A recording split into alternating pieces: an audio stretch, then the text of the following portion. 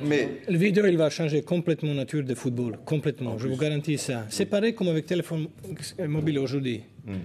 Il y a 15 ans ou 20 ans en arrière, on a communiqué mieux qu'aujourd'hui. Aujourd'hui, chacun il a son portable. ah, c'est vrai, et personne ne se parle. Oui. Avec Il y a vidéo, 100 ans, on s'écrivait des lettres, c'était aussi bien. avec vidéo, ce que pas mal de monde il réclame, on va regarder les vidéos. On va regarder les vidéos, on va abandonner passer plus complètement. de temps sur la vidéo que sur le match. Farouk, il va falloir faire quelque chose parce que maintenant, il y a plus grave.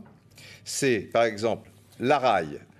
Moreno, c'est l'arbitre, hein, paiera Laraille. Ne paiera pas la raille. Ne paiera pas la raille. Pourquoi? Parce que la raille, Moreno paye, la raille non. Pourquoi? Parce que la raille a mis 800 millions d'euros pour cette Coupe du Monde et un peu de la 2006, enfin sensiblement comme la France, etc. Et elle se retrouve lésée puisque, suite à une erreur d'arbitrage, l'Italie ne va pas plus loin dans la compétition et se fait éliminer dès les huitièmes. Mais c'est très important parce que qui paye le football? La FIFA et donc, bon, c'est fini maintenant, mais qui paye la FIFA? C'est là-dedans qu'ils gagnent de l'argent. Et il n'y a pas de 36 000 pays. Hein. La France, l'Italie, l'Angleterre, l'Espagne, l'Allemagne. Point. Non, mais là, on parle plus de foot, là. Non, mais ça fait parle partie de business. Non, ça fait partie Mais du foot. si, Mais on ne peut pas l'occulter. On informe les gens que la raille veut. Moi, c'est pas un problème. Là, on peut faire un championnat à part pour ces grands pays qui sont capables de payer le football. L'arbitre, ils font des erreurs tout au long des Coupes du Monde. Oui. L'Italie, elle s'est fait éliminer peut-être par 3-4 buts annulés qui sont été valables. Mais ça existe tout le temps. Il y a aussi des matchs où les petites équipes, elles sont aussi victimes d'un mauvais arbitrage. Pourquoi c'est important? Et la RAI qui, pour l'instant, réfléchit avec ses avocats pour attaquer la FIFA en procès. Pourquoi c'est important ce qui se passe là? Et les conséquences que ça a? C'est peut-être n'importe quoi, José, mais ça existe. Ce qui se passe, c'est que ça met de l'eau au moulin des grands clubs qui veulent faire un championnat d'Europe de clubs. Point. Et ça ne les amuse pas du tout que les joueurs aillent. Mais malheureusement, oui, mais il faut faire attention à ça. Et s'il n'y a pas de football, oui. Les RAI, il va payer à quoi? Non, mais il y aura du football. Parce qu'à la RAI, qu'est-ce qu'on dira? À la RAI, on dira, messieurs, voilà, je suis Media Partners, voilà ce que je vous propose. Je suis d'accord avec le Bayern, les Glasgow Rangers, bon, enfin les grands clubs que l'on connaît, la Juventus, etc. OK? C'est temps. Mais attention, on fait les choses d'une manière professionnelle, c'est-à-dire qu'il y a vidéo, c'est-à-dire qu'il y a ceci, c'est ça, et puis vous êtes sûr, là vous payez, que vous avez 34 matchs, chaque fois il y aura vos clubs. Attends, laisse-moi terminer. La RAI dit, la RAI elle s'en fout des équipes nationales ou des clubs. La RAI, comme toutes les télés, elles veulent qu'il y ait des millions de téléspectateurs qui la regardent et avoir des garanties, parce que le football, machin, etc. Bon, donc on propose ça à la RAI. Ou alors on dit, la RAI, votre argent, mettez-le plutôt sur la Coupe du Monde, c'est super, c'est truc, c'est nini, mais bon, enfin, c'est le football, hein, si on se fait éliminer, des choses comme ça. Ils vont vite faire leur choix. Le football, économiquement, est un désastre, je veux dire. C'est plus un sport. Il faudrait que les casinos... Si RAI, il paye autant de l'argent football, c'est sûr qu'il gagne beaucoup plus. Pas sûr, parce que c'est toujours un pari. Regarde, TF1 a perdu de l'argent puisque l'équipe de France n'a pas passé le premier tour. Bon, mais il y a toujours des risques maintenant.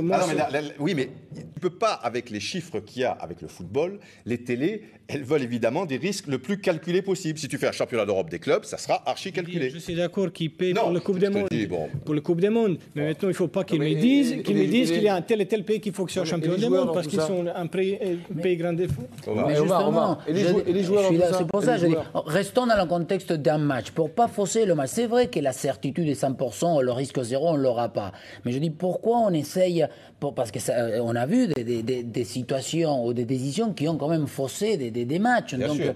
quelle est la solution? Non, je suis d'accord. jamais un pays comme l'Italie cette année a eu 4 matchs, 4 buts refusés alors qu'ils étaient valables. C'est jamais arrivé dans l'histoire de la Coupe du Monde. Là, tu disais la pression que tu n'aimerais pas être arbitre. C'est vrai, à la limite, essayer de les appuyer autrement. Parce que les mecs, ils doivent être dans des situations. Avec ça. Parce que maintenant, il y a de tels enjeux que tu ne peux pas te permettre, si tu veux, de perdre 300 millions de francs sur un gars qui a levé un drapeau. Les joueurs italiens, à la moindre faute, ils allaient voir l'arbitre,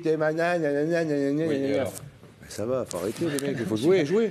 Non, bien sûr, il faut arrêter. Mais tu ne peux pas occulter le facteur économique qu'il y a dans le football. Tu vas pas me dire que les grands clubs italiens, ils n'ont pas eu leur part du gâteau quand même non plus. Bien sûr. Bon, alors ça va, mais des fois il y a des retours. Alors en tout cas, il faut faire confiance aux arbitres, même s'ils sont mauvais, même s'ils font des erreurs, qui sont très chers, c'est un être humain, il faut le permettre qu'il se trompe. Farouk, tu peux dire qu'ils sont honnêtes, qu'ils sont ceci, cela, mais ça, c'est des arguments où celui qui paie 800 millions d'euros, ou 80 millions d'euros, je ne sais plus, avec l'euro, tout ça et tout, que lui, ça l'intéresse pas de savoir qu'il est honnête, qu'il est malhonnête et tout. Il demande que les choses se fassent d'une manière... D'accord, je te pose une question, Didier. 800 millions, tout cet argent. Demain, tu as tous les arbitres du monde, ils font grève. Allez, arrête le football. Ils font grève ? Pas de problème. Media Partners arrive avec ses arbitres, qui sont anciens joueurs, qui sont ceci. C'est ce que je te dis, ça sera la tendance. De toute manière, les arbitres ne feront pas grève, parce que les arbitres, déjà, c'est très compliqué au niveau mondial de faire grève. Ils peuvent le faire un peu. Mais c'est pas grave. Je dis qu'il ne faut pas arriver à la limite de dire qu'eux, ils sont les méchants. Non, mais ça peut être une perspective, ça. Aucune. En 2 coups de cuillère à peau, très bien. Bon, qu'est-ce qu'on fait? Qu'est-ce qu'on fait? Media Partners avec son argent, Milan, patati, patata et truc. Puisqu'on peut rien faire. Qu'est-ce qu'on fait? On a l'impression qu'on est impuissant tout d'un coup. Qu'est-ce qu'on fait? Il faut faire évoluer un peu les règles. Par exemple, quand Blatter dit, Blatter veut réformer l'arbitrage, et il signale, un mondial accueillant les meilleurs joueurs et les meilleures équipes doit être dirigé dans l'absolu par les meilleurs arbitres, indépendamment de leur nationalité. Pourquoi il dit ça?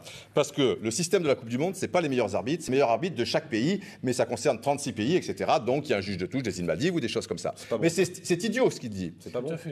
Non, peut-être c'est pas bon, mais même si tu mets les 36 meilleurs, sur l'action de l'Italie contre le dernier où ils se font éliminer, non pas la Croatie, celui d'après, contre la Corée.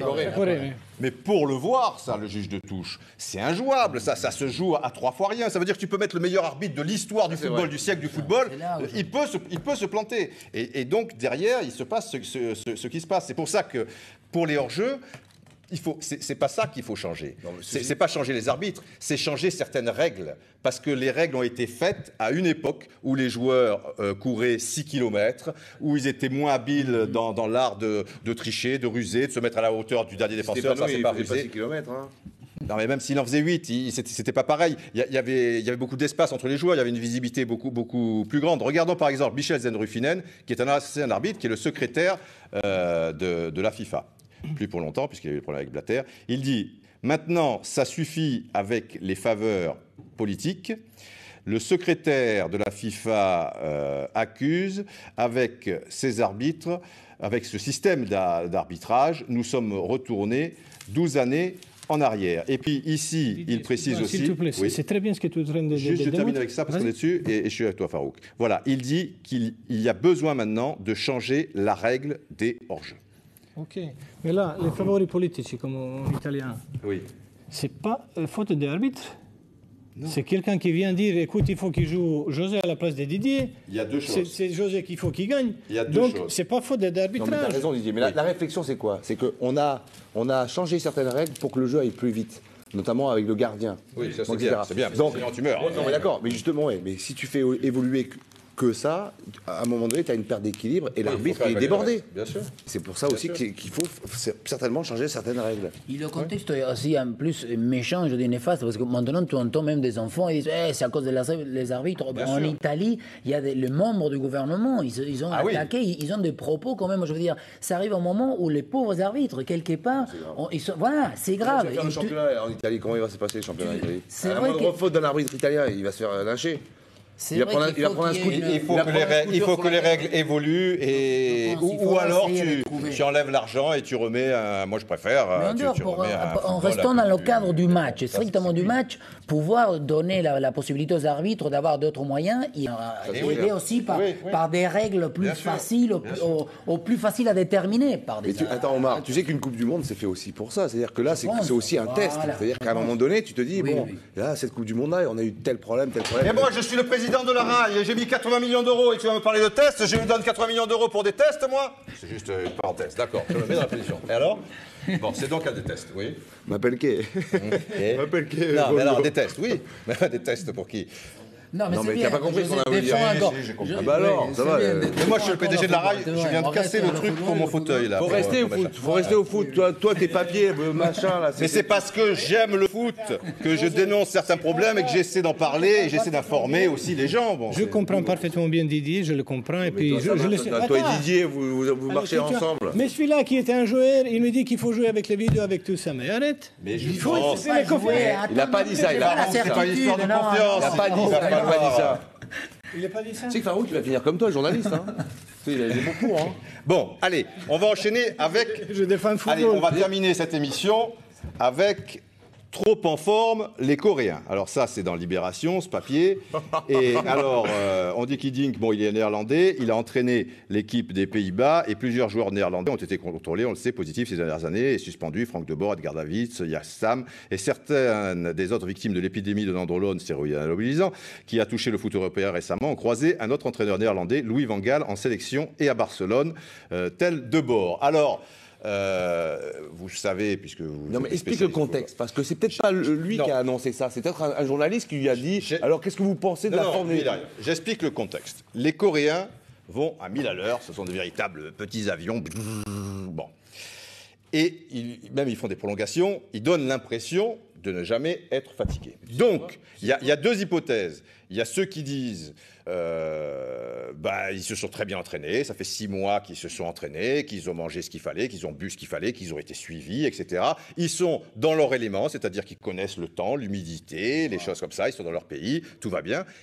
Ça par exemple, c'est Patrick Chala, qui est un préparateur physique bien connu, qui dit c'est trop facile d'accuser parce que des gens ont envie, toutes les choses comme ça. Ça, c'est vrai. Et puis, il y en a d'autres qui disent c'est pas possible, c'est pas humain. D'ailleurs, des Français qui ont laissé entendre on a rejoué contre les mêmes, où on leur a mis 5-0, et puis là, c'est pas le problème de gagner 3-2 à 2 minutes de la fin, mais c'est qu'ils ont tous sont tous des bêtes.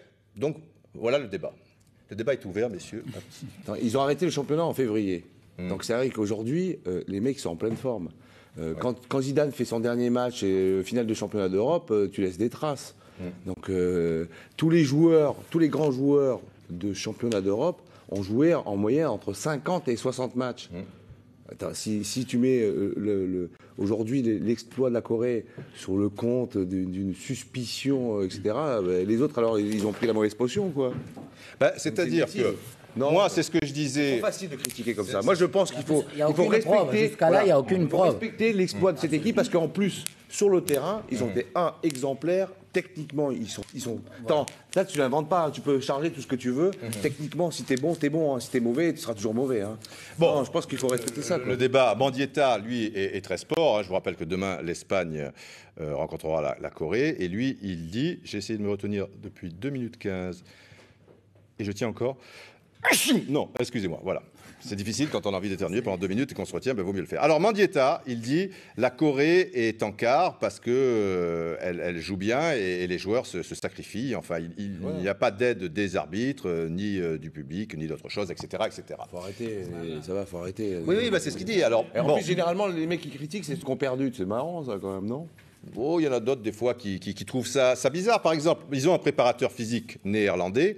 Ça, c'était dans l'équipe il y a quelques jours. Très fort, c'est coréen. Alors, lui, il explique. Il s'appelle Verheyen. Hein. Verheyen, viens mon petit Verheyen, voilà. Remarqué par Verheyen, leur spécificité musculaire leur a peut-être permis aussi d'optimiser ce travail d'approfondissement. Les muscles des Coréens, constate-t-il, contiennent plus de fibres rapides que ceux des Européens. Et ça peut être un avantage dans la mesure où de tels muscles sont déjà plus explosifs naturellement. Et oui, il y a aussi des morphologies, des côtés génétiques qui fait qu'effectivement, ce sont des petites... En Europe aussi, on a vu métamorphose. Hein. De toute manière, c'est ce que je disais à Pierre hors caméra, parce que lui aussi avait été un peu surpris par les Coréens, tout ça et tout. Les Coréens, là, je dis, si tu suis ce raisonnement, les Français en 98 qui ont écrasé toutes les équipes en face physiquement, alors eux aussi. Parce que les Français, physiquement, ils étaient au-dessus des Italiens, ils ont laminé les Croates, ils ont laminé les... Tu comprends ? Non, mais c'est trop facile de critiquer comme ça. Mais je ne critique pas. Voilà, je dis, si tu critiques les Coréens, alors tu dois faire pareil aussi. Ce que tu as dit au début, tous les éléments sont donnés. Leur préparation, leur championnat, soi-disant mieux préparé, et on peut le croire, moins fort. Ils sont pas à l'énergie, en soi qu'ils sont à l'aise. Cela étant... Si y a des équipes qui se chargent, de toute manière, la FIFA... Non, on ne le saura jamais, manifestement. Il y a des contrôles. Oui, non, mais enfin, les contrôles, tu parles, c'est bidon, les contrôles. Par exemple, ce que disait Eric Cantona dans la Provence aujourd'hui, il était interviewé, le Beach Soccer va bientôt attaquer début juillet. Alors, l'Angleterre ou le Brésil, ça c'est le truc, le vainqueur ira au bout. Et il disait... Attention, je ne porte aucune accusation. Pour les contrôles, de toute façon, là il parlait des Coréens, on fait tomber qui on veut. Et si on n'a pas envie de faire tomber quelqu'un, il ne tombe pas. Et oui. Non, mais ce qu'il faut surtout dire, en matière de prévention, surtout aux jeunes, c'est que, le dopage, ça mène à rien. et que ça détruit plus. Ça c'est sûr. Parce que il faut surtout parler de ça. Si tu parles d'exploit, que d'exploit, forcément, ça donne une image quand même de Superman. Sauf que le dopage c'est quand même un truc négatif et qu'il faut vraiment complètement annihiler. Faut essayer. Après, tu fais un vilain vieux, quoi. La potion magique, la voici. Le docteur Yang Chul, médecin de l'équipe coréenne au mondial de football, a livré jeudi le secret de l'exceptionnelle résistance de l'effort de la sélection. Alors, il dit: la stamina food, nourriture favorisant la résistance, y est aussi pour quelque chose, a-t-il dit dans une interview. Voilà. Depuis mars dernier, tous les joueurs prennent 3 fois par jour des pilules contenant des extraits de carpe, de mulet, c'est le poisson, d'herbes médicinales et de ginseng. Racines, oui, on connaît, de gingembre, voilà. Donc potion magique, carpe, mulet, herbes et ginseng. C'est aphrodisiaque, ça. Mais ça, après, c'était ce qu'a peut-être appris Ronaldinho. Didier, Ronaldinho a pris beaucoup de carpes, de mulet et du ginseng. On l'a tous pris, le ginseng, évidemment. Et les Sénégalais, eux, ils marchent au tiep, et ça suffit. Et voilà. Poisson, grillé, riz, délicieux. Légumes. C'est délicieux. T'as vu, ils sont parfaits, ils sont en pleine forme. Allez, juste parler un petit peu des Allemands contre les États-Unis. Alors, les États-Unis ont tenu plus que bien, puisque suivant comment ça tourne, c'était quand même pas loin. Tiens, on va voir des gosses américains qui jouent au foot. Il y a un petit Zidane là-dedans, et vous allez voir, il est gaucher, lui. Et vous allez voir que les petits jeunes américains, voilà.